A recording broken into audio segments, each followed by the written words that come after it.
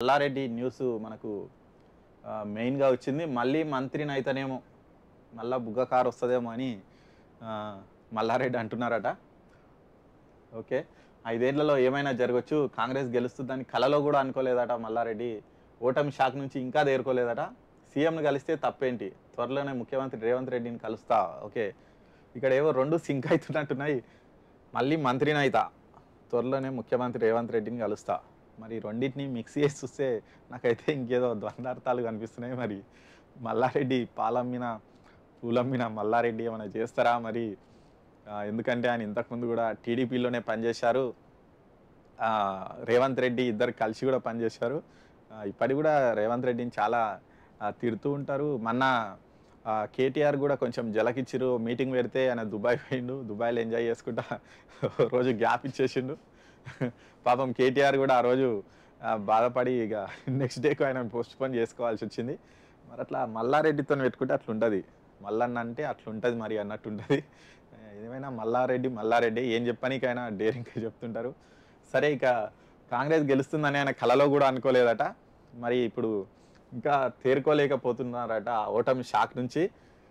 మరి ఆ ఓటమి షాక్ నుంచి తేరుకున్నాక బహుశా ఆయన సీఎంను కలుస్తారేమో రేవంత్ రెడ్డిని. మళ్ళీ మంత్రిని కూడా అయితా అని చెప్తున్నారు. మరి సీఎం రేవంత్ రెడ్డిని కలిసినాక మల్లారెడ్డిని మరి మంత్రిగా చూస్తామేమో. ఏం జరుగుతుందో ఎవరు చెప్పలేము. రాజకీయాల్లో అన్నీ కూడా సాధ్యమే. ఏమైనా జరగవచ్చు, ఎప్పుడైనా ఏమైనా జరగవచ్చు. మరి మంత్రి మల్లారెడ్డి ఏం చేస్తారో చూడాలి. ఇక్కడ ఆల్రెడీ ఆయన చాలా క్లారిటీగా చెప్తున్నారు. టీడీపీలో ఇద్దరం కలిసే పనిచేశాం. నన్ను పార్టీ మల్కాజ్గిరి ఎంపీగా పోటీ చేయమంటుంది. నా కుమారుడు భద్రారెడ్డికి టికెట్ ఇవ్వాలని ఆయన కోరుతున్నారట.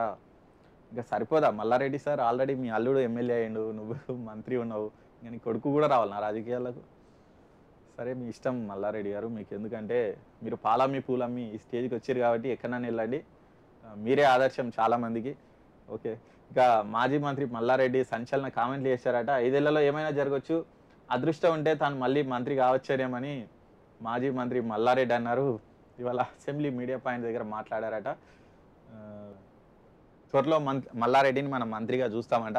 మరి త్వరలో అంటే ఇప్పుడు 5-6 నెలలక మరి నెక్స్ట్ ఏమైనా చేస్తారా ఆయన? మరి ఆయన మైండ్లో ఎలాంటి మాస్టర్ ప్లాన్ ఉందో మనకి ఇంకా బయట పెట్టలేదు. సీఎం రేవంత్ రెడ్డిని కలుస్తా, నాకైతే ఎవరినైనా డెవలప్మెంట్ కోసం పోయి కలవచ్చు, సీఎంని ఎవరైనా కలవచ్చు అంటున్నారు మల్లారెడ్డి గారు. మరి మీ డెవలప్మెంట్ కోసం పోయి కలవండి సార్ మల్లారెడ్డి గారు.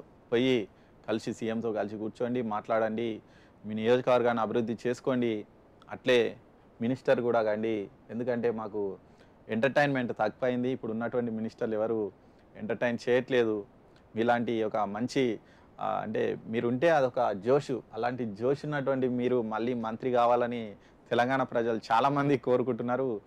మరి ఆ కోరికను మీరు త్వరలోనే నెరవేరుస్తారని మేము కోరుకుంటున్నాం Mallareddy sir. Okay. Minister Mallareddy, మాజీ మంత్రి మల్లారెడ్డి త్వరలో కాబోతున్నారు.